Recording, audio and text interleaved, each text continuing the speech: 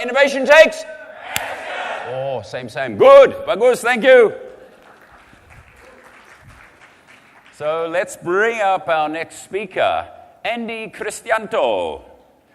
So Andi is a man with an interesting background. He started his working career, of all things, as a researcher in the Netherlands and come on an interesting journey since then. Now he is the VP of Corporate Planning at Telkomsel, and he's been involved in a number of new businesses there, including introducing 3G, mobile music, and mobile payments. Andi Kristianto.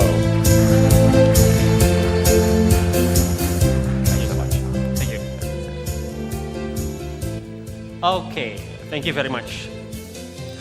Assalamualaikum warahmatullahi wabarakatuh. Good morning, ladies and gentlemen. Very happy to be here. So, I was told to discuss about digital transformation. So, I'm going to give a few. Oh, sorry, I missed this. From mobile telco in Indonesia point of view and how it affects other industries. It's such a big title, big topic. So I think everybody has their own experience, both in the transformation and also linked to the telco related. So I'm trying to give some real example and hope we can discuss more based on that. Okay, let me start from this question. If we are talking about digital transformation, especially in the telco, the common question is like, is it about much faster network connection? Can Telkomsel or telco can deliver a faster network connection? We used to start from 2G back then. It's like 100 kilobit per second, enough for having a Yahoo Messenger chat. ICQ back then, so I don't know whether you have it back in early 2000s and late 90s. And then come to 3G, start megabit per second, and then start introducing the video. Now we start able to enjoy the video services. Now come 4G. Is that the most common question? The second one is the best technological use cases. So now we have 3G. Worse than the use cases is a video call or video or simply internet broadband or what. And then maybe about the new mobile apps. So now the question is, can we have something feature like GoFood, Gojek in the mobile, right? So is that the question of digital transformation, and is it the things that telco start enabling it or really in the front of the services? But at the end, like all the innovators, and also Neil earlier says that at the end is about solving customers' problem. Start from make people lives easier, they can capture more values. At the end, people will use it and people will pay for it. So all start from solving customers' problem. Telco has the same challenge actually. So Telkomsel as of now have 190 million subs, so more than half of Indonesian population using Telkomsel. We have 700,000 retailer partners, and I think this is actually quite of conservative numbers, because if we calculate the reseller of the reseller, it could be like 1 million. So you can imagine this is how we channel out our services all over Indonesia, right? And then we have 152,000 BTS, so from Sabang until Merauke. So we cover about 99% of the population. And then we present in all 515 Indonesian cities. I hope the number is still the same, because I think every month there's another new cities here and there, right? So 515 cities all over Indonesia.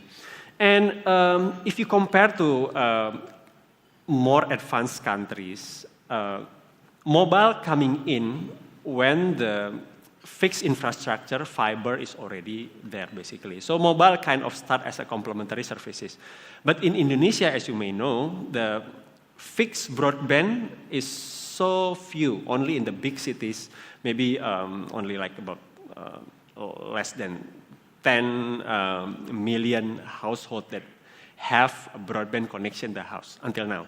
So when mobile telecommunication, especially broadband, coming into Indonesia, it's like leapfrogging the people. The broadband is basically anything broadband. Mobile is number one tools or number one infrastructure to reach out. So that's the basic key to Indonesia. And then talking about these basic numbers, all about assets, right? Product can come and go. Initiatives can have their golden era and then go away, right? Maybe 10 years ago, Friendster is, I think, our mean to have a social media, right? And then move to Facebook. We have to multiply. Multiply used to be one of the key of e-commerce, sort of say, Indonesia, and then gone.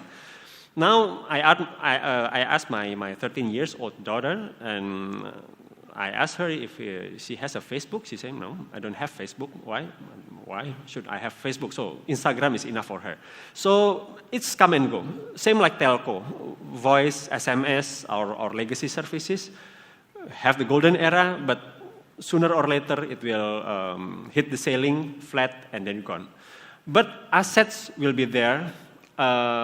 It enables a lot of new opportunities. And as a telco infrastructure provider, this is the infrastructure that will always required by all the stakeholders, basically, right? So now, oops.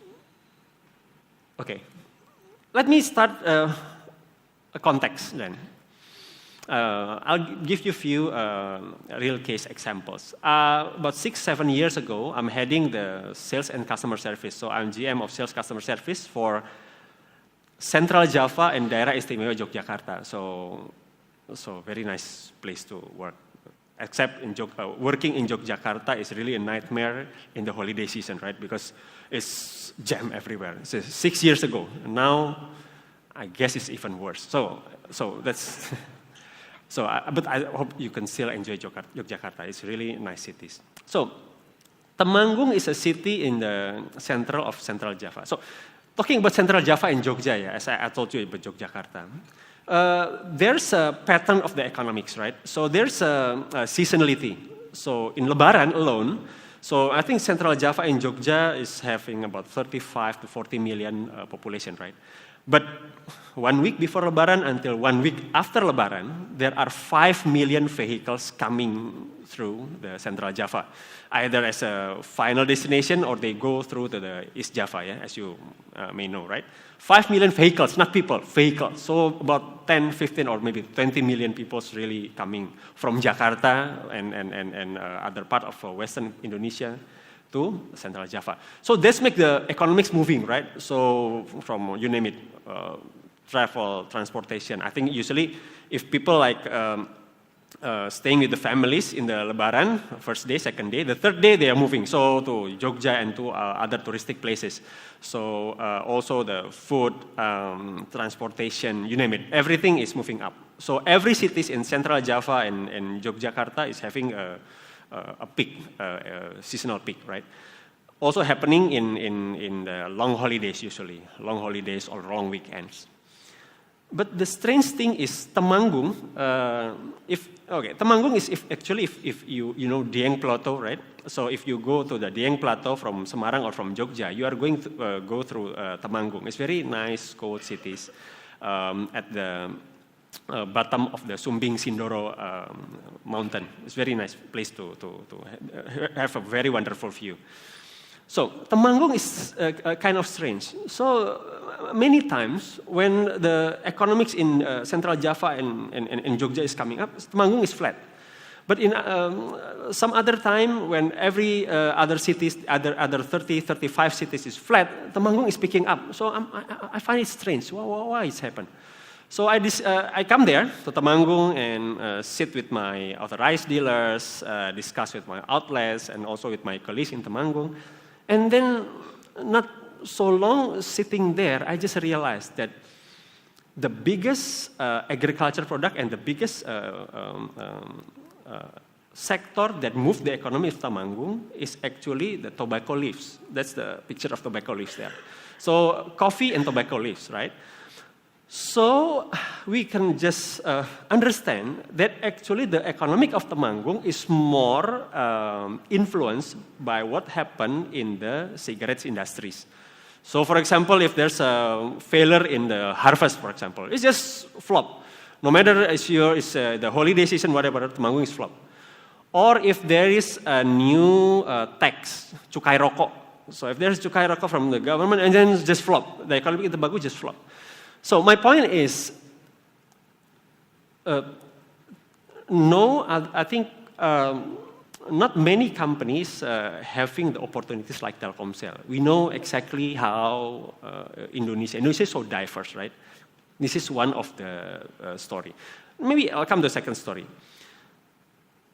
The market in the Central Java, in the Banjarnegara, Purbalingga, etc. Yeah, if you see, so in some the suburb of rural area especially, so the market is still moving in the different day counts. It's not like Saturday, Sunday, Monday, etc. They still have buying lagi, Kliwon, Pon, etc. Right? So it's moving in the 5-day cycle. So if you don't understand the dynamics, one Saturday there's one big activities in one market, but the next Saturday nothing. It's just quiet because they move in the 5 cycle. So the big things is already happening in the last Thursday. So because that's the cycle, it's the 5 days, right? So that's also another things that we understand. So from Telkomsel point of view, so we have to really, I have to plan my journey plan, my coverage, my distribution plan according to that 5 cycles. It's really crucial to understand the context for this. The third example I'm going to give, if you see this in most eastern cities in East Java, in Banyuwangi, there's a small district called Muncar. They have every year there's one big festival which attract tourists. They call it Peti Cloud. So this is all the fishermen actually paint their boats and have all the decoration there to Peti Cloud. Peti Cloud is actually you show your grateful to God and then hoping that the next year the result of their fishing is good. So that's the basic ideas, but this has become a festival, right? So my colleagues in Muncar, if you see, that's Muncar side. Now I'm talking about how we plan to establish a BTS, right? If you see the BTS that we have, something like this. So usually BTS have 3 sectors. So if this is 360 degrees, so there's 120 degrees there, 120 degrees in another direction, 120 degrees in the other direction. But it's really depend on how the topography and the demographic of the situation and how the economic movement.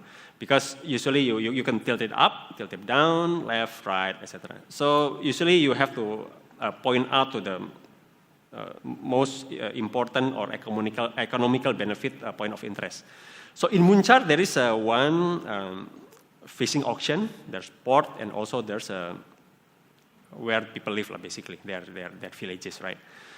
So if we have 3 sectors, logically, we should cover that 3 areas. But my colleague in Muncar is doing a slightly different way, which is, for me, strange at the first time when I understand that. Their first direction, of course, to the auction and the port, because it's there, right? The other one is to the house, to the villages. The third one, they point that out to the seas, and it's quite high. If you point the antenna down, it's more for the capacity purposes, but if you tilt it up, it's more the coverage purposes. So they cover the big ocean. And then, why you do it? Are you want to connect fish to fish or jellyfish or what? But that's my first logic on seeing that facts, right? Then my colleague said, no, actually, when I discuss with the people, I understand that there's a benefit of doing that. So what? So, you understand, the fishermen usually, they go in the afternoon, evening, catching fish here and there, and then going back, come to the port, they load out all the fishes, bring it to the auction, and then start the auction. Usually they just, after all the selling, buying, etc., they go home after noon usually, right? But now with my coverage tilted up, so the fishermen can start communicating much early before they reach the port. So I bring now my catch is 100 kilograms of tuna and 100 kilograms of snapper, whatever, right? So, and then they can start communicate with whoever there, and then the buyers start to understand that there will be a fishing boat coming in 30 minutes or 1 hour, bringing 100 kilograms tuna and 100 kilograms of snapper. Then when the ship docks, offload, and then the transaction will start to happen because the exact buyers will start to come, and it will create the processes much faster. So they can go home in 8 in the morning. They can do anything else that more beneficial, finding another source of side job, whatever they like, right? So this create an economy. So, I mean, again, this is setting the context that it's really important to understand what's the real people problem. And you cannot understand that Indonesia is so diverse. If I was just staying in Jakarta, I never know that kind of phenomena. So, not to mention somebody from Singapore or maybe Silicon Valley, is not going to understand that phenomena. Only a few lucky company, and I consider Telkomsel lucky to have that kind of opportunities, right? So that about context. So in conclusion for that part, for the context part, I think anything mobile, personal, and digital, yeah. So any business, any things mobile, personal, digital will require telco infrastructure. So whether we are at the front or at the enable, it's there. So when I'm mobile, meaning things like Uber, Gojek, it's never going to happen if there's no mobility. Back 10 years ago, any apps is staying in the PCs, right? So you can only access the apps in the PCs, no mobility basically. But can you imagine how can we have Uber or Grab or Gojek if we have to only have a PC as our interface, right? So any mobile will come to telco infrastructure like Telkomsel. The second one is personal. Back 20 years ago, I think phone is a house phone or working phones, right? So maybe if few of you have maybe a girlfriend back 20 years ago, you have a beautiful girlfriend and grumpy father, right?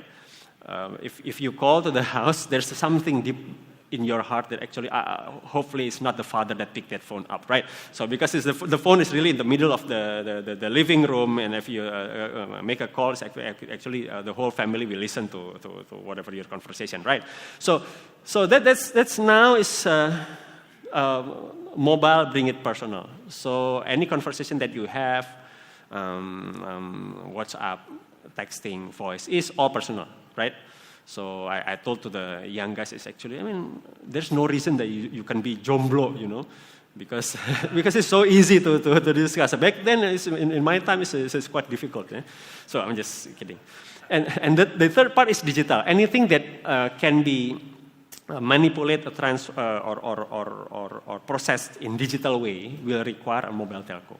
Right, so many examples of having this things phenomena, right? So okay, mobile, personal, digital, Telkomsel, and telco in general. Okay. Oops. Okay. Now I'll give you, so there's a context. Now a real example reflecting Telkomsel's journey back. Telkomsel now is 22 years. We are established in '95. So in '97, actually we are number one, and we are the first operator in Asia implementing prepaid. '97. So arguably maybe number 2 or number 3 in the world. So it's actually it's quite difficult to understand for most of the industry back then. Prepaid. Why? If you know postpaid, postpaid is actually you use it first and then you pay back at the end, right? So from user point of view, I use it first and then I pay. But prepaid also create another complexity from telco point of view, because in the postpaid, actually you just have to manage the usage and then charge it or bill it at the end of the cycles, at the end of the month, right? In prepaid, you have to charge it online. So every transaction, every SMS, every voice, every whatever transaction, you have to not only calculate or process the usage, but also the bill and the charging. And that create the billing system of Telkomsel, because we are 190 million subs processed now.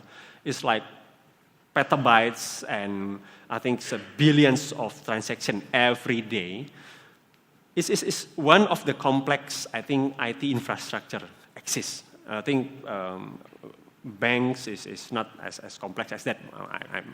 I guess, yeah, I don't know. So if you're from banking, you can confirm. Because maintaining 190 million on all the transactions, right? So, but then, okay, prepaid is not easy. But for the people in the more developed countries, is the national identity linked to the personal is so well managed, right? Indonesia is a bit difficult back then. But then we find out the value that people in Indonesia is actually the value of you can manage your telco budget is really valuable. So I want just to cap my budget 50,000 for 1 month, or I only want to recharge twice a month, 50,000, and then 2 weeks again 50,000. So I can manage that, and that is valuable.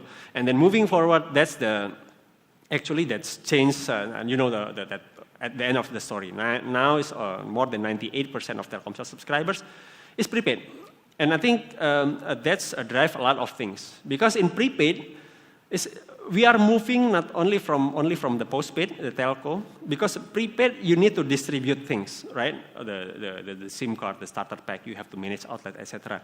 So from telco, then we learn how to become a FMCG at the end. So because we learn the CDMP from FMCG players like Unilever, etc. Right? Maybe for you from FMCG, in like the mid-20s, we realized that we need FMCG knowledge, right? So we know the CDMP, how to map up the coverage, how to manage the distribution, how to manage the stock days, right? How to merchandise, how to promote BTL. So we learned that. But we are slightly more complex, because not only the physical card, but also later I'll told you about the electronic recharge to top up to manage, right? But that's the thing. So prepaid is actually one of the brave initial initiative that then moved us until we know where we are now. That's number one. In the 97.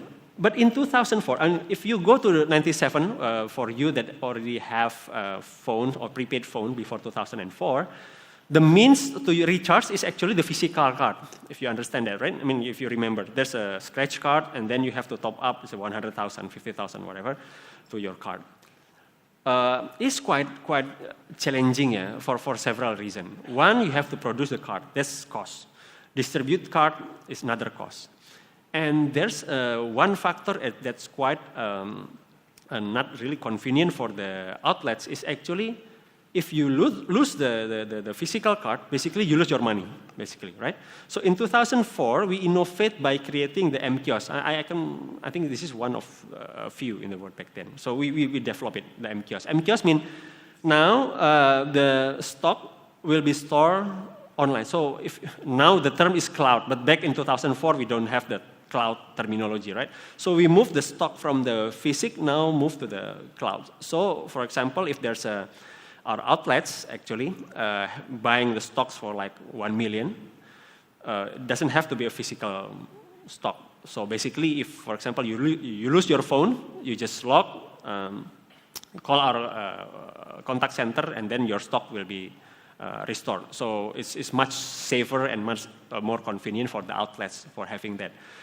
And also much easier to distribute, and for Telkomsel, we can be much leaner in our operation, right? Because this is electronic store, so we can just manage our authorized distributor and then the reseller at the end, and we can manage it, because this is moving from analog, I would say, to digital. So we can maintain the stock in one very nice dashboard that we can maintain, and our authorized distributor can have that as well. So it's easy. So so mKiosk back then is just what you require is actually just using USSD. So *700# this is it or something like that. Now it's more advanced. We use apps, etc. But the idea is actually solving not only Telkomsel's problem, but also our resellers' problem. So this is mKiosk. Okay, Stu just mentioned I was involved in the one of the mobile music business back then, but ringback tone is one of the innovation that they have a very nice story in the beginning, remember? So before ringback tone, your calling tone is that lousy, boring, nerd, right? Remember? So, but ringback tone is there's some people that's skeptical about the ringback tone actually. How come you pay for a service, music service, that you'll never listen? Oh, okay. So back then, so that's a skeptical argument that we have. But we have some support from the labels and music industry back then. Because in about early 2000s, the physical selling of CD and cassette is so bad. It's like 10%, not 10% increase. So out of, I think in the 6 years before they have this amount, so in like the early 2000 is like bottom low of selling CD and cassette, right? Because back then we have the peer-to-peers, the Napster, you have the Lime, I can't recall. So Napster is one of them. So you can just exchange your music here and there, and then or you can go to Ambassador, buying the whole CDs for like 20,000, and it's like 200 songs there. The MP3 players is here and everywhere, right? So they see that actually if a ringback tone can fly, and actually ringback tone fly, is actually save the whole industry of music industry, the labels, the publisher, etc. And for artists, it's changed their creativity process as well, yeah? Because if in CD, they have a difficult time with the labels. You have to create like 10 songs, while the consumer maybe only like 1 or 2 songs. The 8 is you're going to never to hear it, so you just skip as a user, right? Because you only want to hear that song. So you don't have to produce 10 songs to load your songs to the business, to the ringback tone. Even you don't have to create the whole songs. Actually, technically speaking, you can just create the intro and the refrain. That's it. Because a ringback tone is only require like 10 seconds, right? Of the, but that's really happening, and this really flying, and that become a big business. It's a billion business in Indonesia, and then other market follows basically. So that's the ringback tone. That's looking back. Now try to look forward now. Okay. The infrastructure telco is always the challenge is about the future of network. Up until now, the challenge of the infrastructure in telco is always how speed we can. So it's like 2G, like I said, is 100 kbps. 3G is 1 megabit per second, even until like 5 megabit per second. Now we have 4G that can deliver like 10, 20 megabit per second. Is good, right? But now there are 3 fundamental telco infrastructure demands moving forward, not 4G and 5G.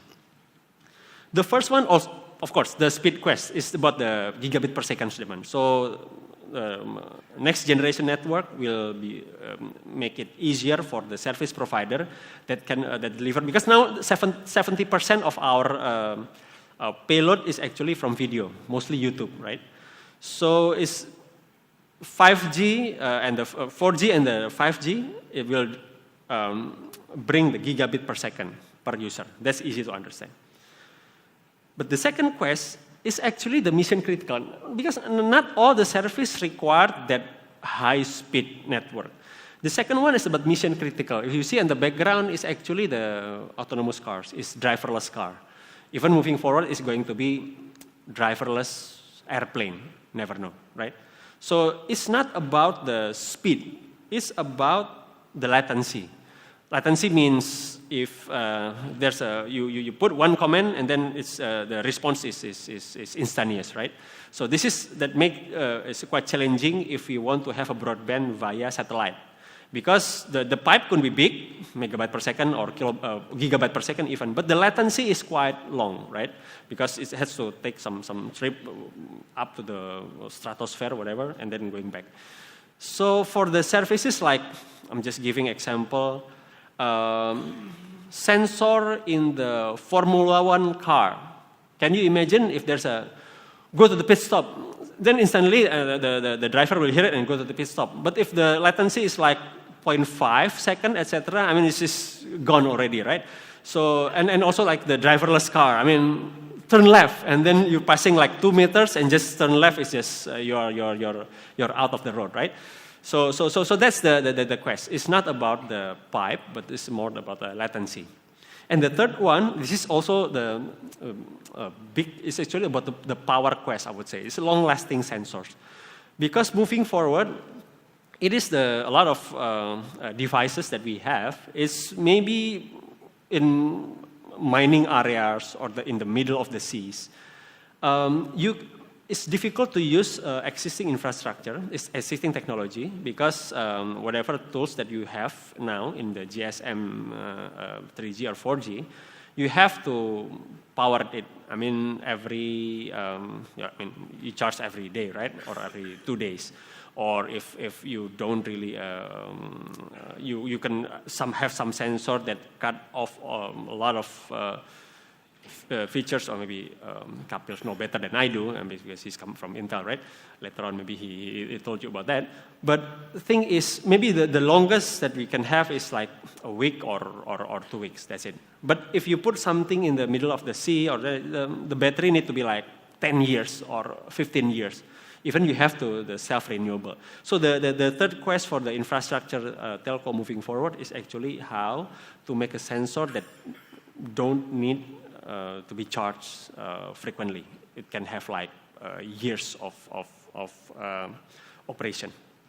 Okay, so example we'll see. So I think let's bring that, and then maybe you will have some ideas moving forward. Maybe some of your business start to questing some of 1, 2, or even 3 of the quests that I just presented, right?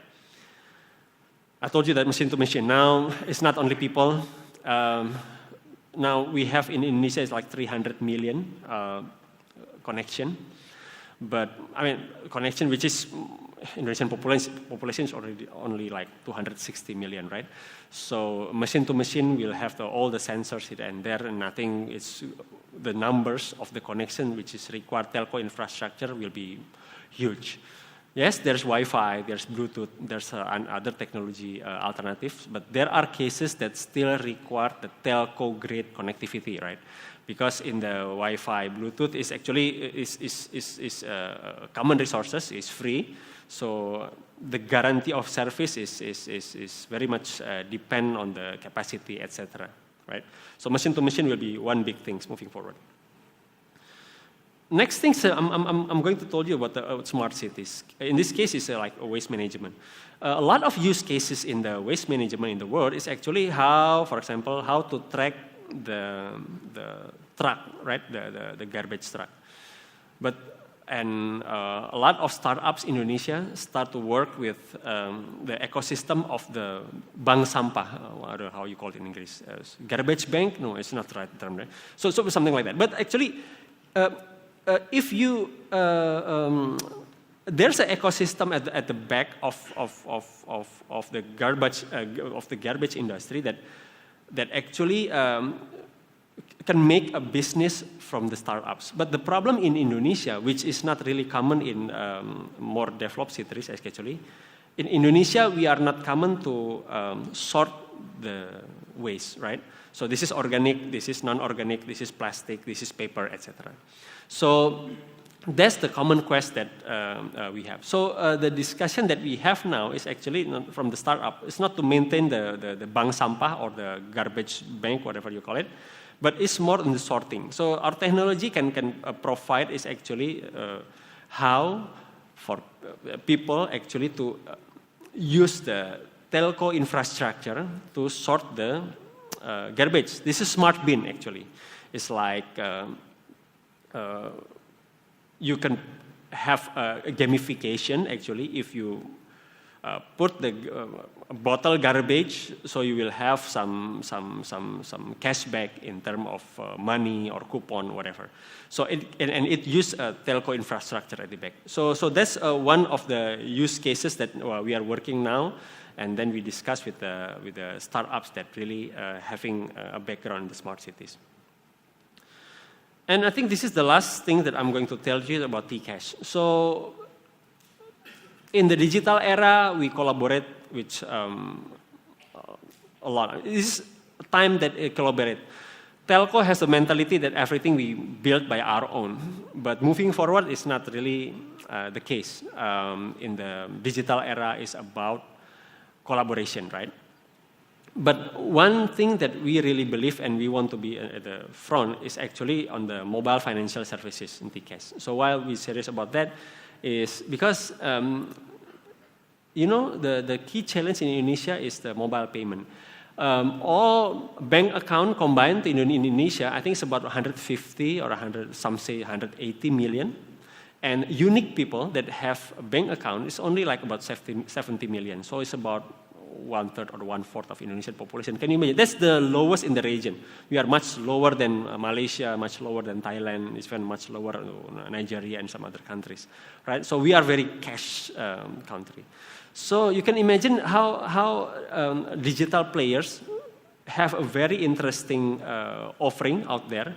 But when come to Indonesia, the challenge to monetize for them is actually to pay, right? Because they can only reach, I mean, if you are maybe, say, Apple user, the App Store is only receiving the credit card payment, right?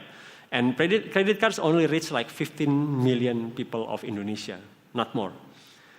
E-commerce in Indonesia growing so fast until now, right? But the challenge is, I think about more than half, even some e-commerce told me that 70% of the payment is cash on delivery. While it may be solved in the big cities, but it's really painful for example, if you have your store in Medan and your buyer is there in Serui, so actually, can you imagine that you have to deliver that and how long the cash is actually stuck there?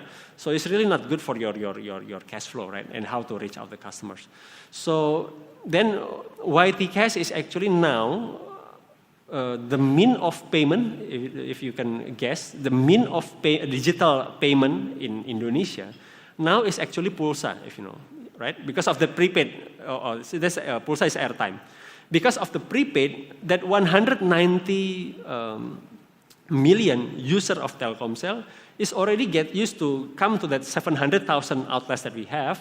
They bring their money, buy Pulsa 10,000, 20,000, 50,000, 100,000, whatever, and they get the service, the telco services. So if your thing is digital, you can use that. So that's why now the Google Play Store can link to the Pulsa, and if you can work Pulsa, it's quite picking up. It's a very, very interesting phenomenon, right? Because you have to break that credit card and the bank account barrier in Indonesia. But not every service can be solved by just using Pulsa, yeah? Because e-commerce, you cannot buy clothes with Pulsa. You have to use the money or electronic money. So this is where we believe that actually moving forward, this is going to be big and will give a lot of benefits to people in Indonesia. So, for example, can you imagine if there's e-commerce have the option to check out with T-Cash, then we can help the e-commerce to reach out to 190 million, not only like 15 million credit card or only 70 million of bank accounts, right? So we are moving there. There's some discussion here and there, but always a reason. Like I very like the Neil terms is there's there's a lot of reason to say this is difficult or this is no, but there's always a reason. But I think it's always a reason to be positive, to see the opportunity, right? We are telco. We have to prove ourselves that we can deliver the TCAS and we can reach out to the merchant and all the ecosystem that require the TCAS, especially in digital area moving forward. Okay, I think that's. I have 11 minutes left, but it should be okay. It should be okay. We can have a discussion later on. So hopefully that's beneficial for you. Open up inside. Very open if you have some feedbacks, question. Bring back to you. Thank you.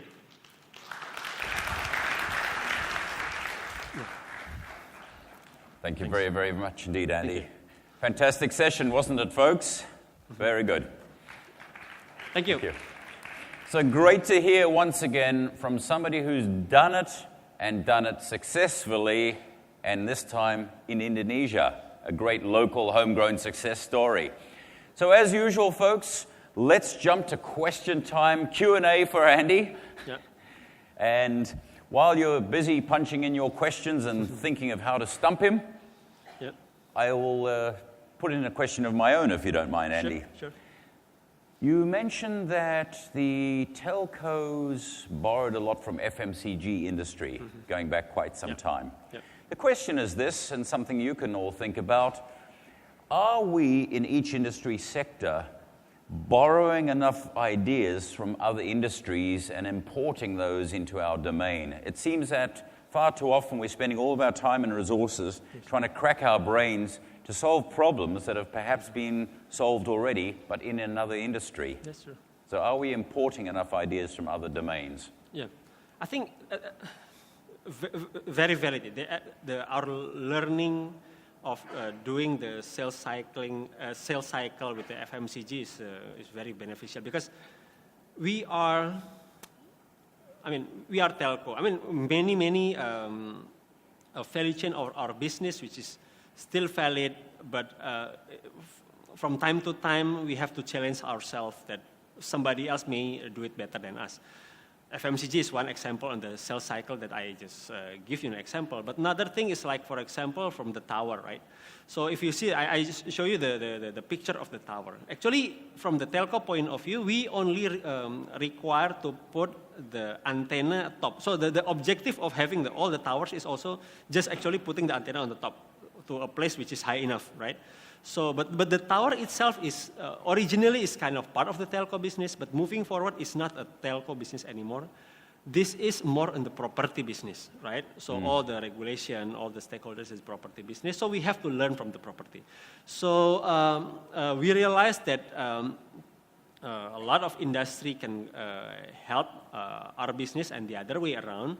But sometimes it takes some time. But I agree with you, because sometimes we only think from our point of view. Sometimes we have to look back, have a chat, have a discussion, learn from other industry success factor to adopt it. So, but with the digital technology and all the social media, it's much easier, yeah. But it's about mindset. Okay. Great, fantastic. Yeah. Okay, so those questions are coming in thick and fast. Let me just grab my moderating panel here and choose which questions we're going to tackle for Andy first. So, wow, lots of interest in this question. How to...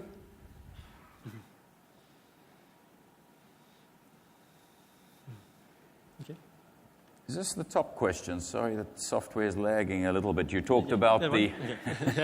Okay. Was it latency, right? Yeah, latency. Right. Yeah. I feel like an F1 car that just went off the road. Yeah. Okay. Let's see what's the latest. Okay, let's talk about this. What has Telkomsel done or plan to do for internal, i.e. employee culture, etc., digitalization, transformation? Okay. So, in a way, we are lucky that we are in industry which is very dynamic, because Telkomsel is in a way providing infrastructure. Some services we are in the front, but from the very beginning we realized that things like digital lifestyle, content provider is not we create the contents, if somebody else will build it. So we discuss with a lot of people out there. But again, the challenge of the culture is actually the success at the history of success, right? So we are deemed to be a successful telco operators with the telco infrastructure, but moving forward in digital, we need to keep telling ourselves that collaboration is the key.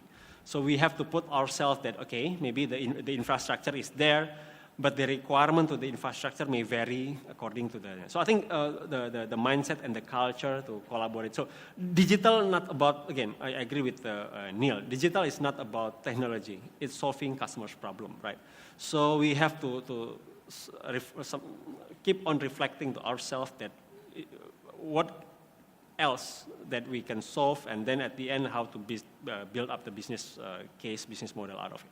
And is solving a customer's problem related to design thinking methodology? Is that it? Empathy of the customer? Yeah. That's what we learn. So I mean, okay, again, we are a big company, and it's always challenging as a big company because we are used to build everything waterfall, put it that way, right? So now the thing is like agile methodology kind of stuff. So we try to implement that. We realize that's the way to work moving forward. Yeah.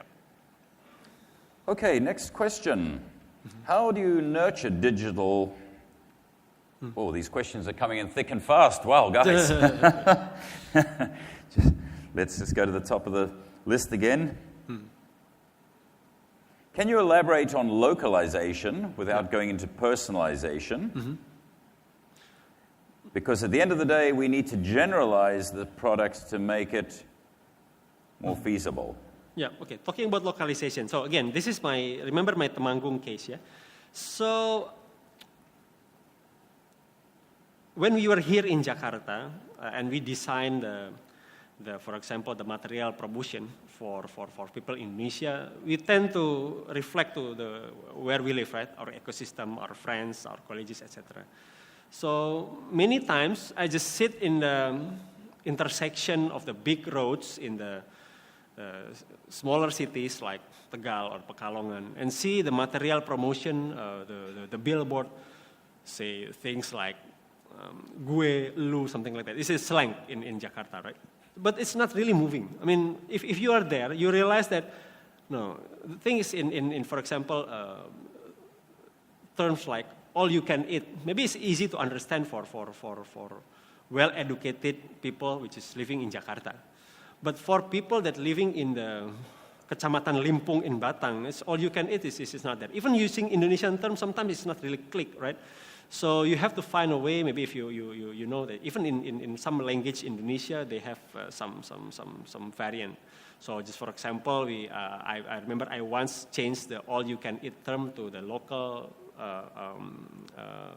word, which is, I call it sapore. If you know from coming from the northern part of the central Java, you know sapore is sepuasnya, or that's all you can eat at the end. But it's really moving people because you're there, you're living there. So Telkomsel has we're lucky enough to be exist in that all the cities, and we know the granularity of the dynamics in Indonesia.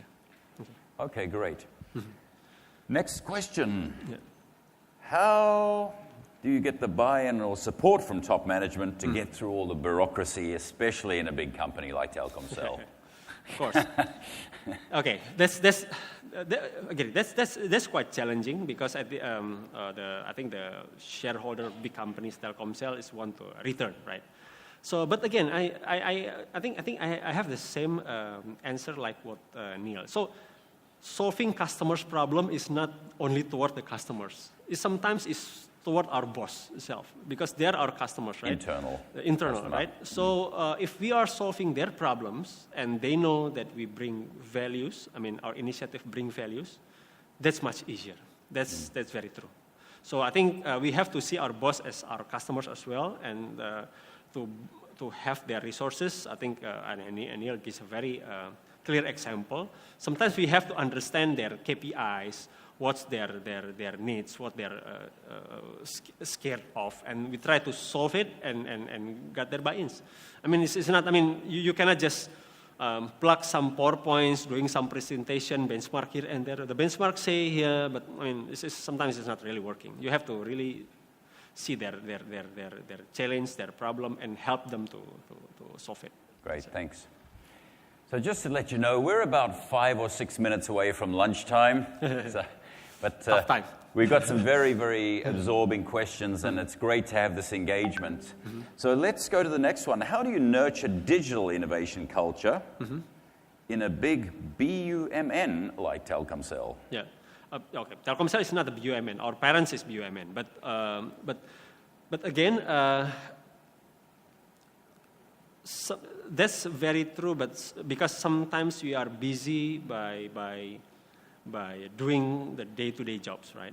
But I remember once I discussed with one of the big digital media CEO, and he come to me that actually I really jealous to Telkomsel. Why?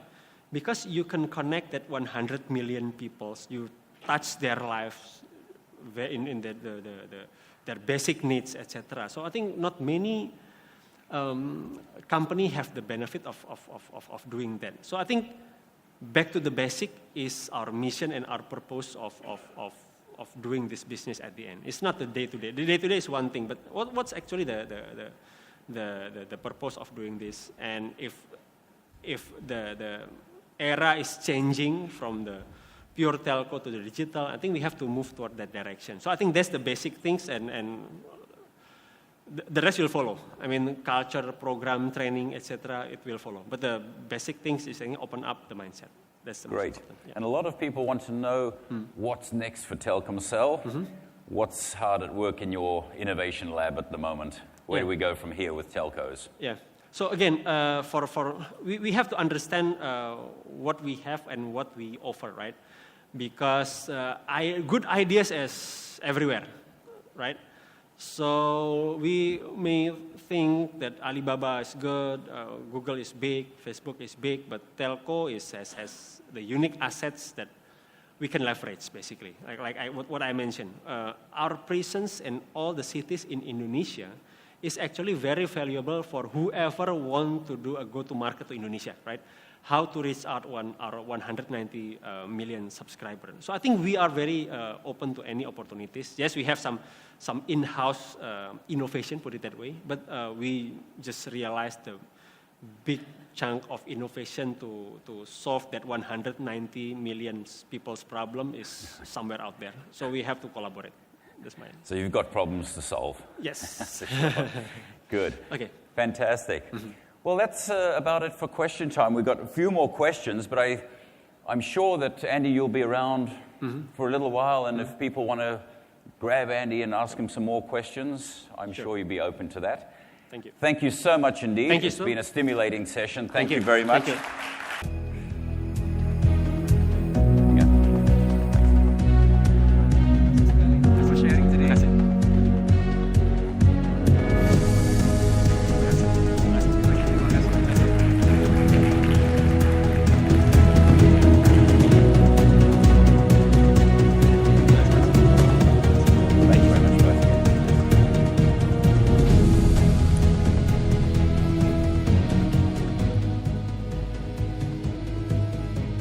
Okay, how quickly the morning has gone.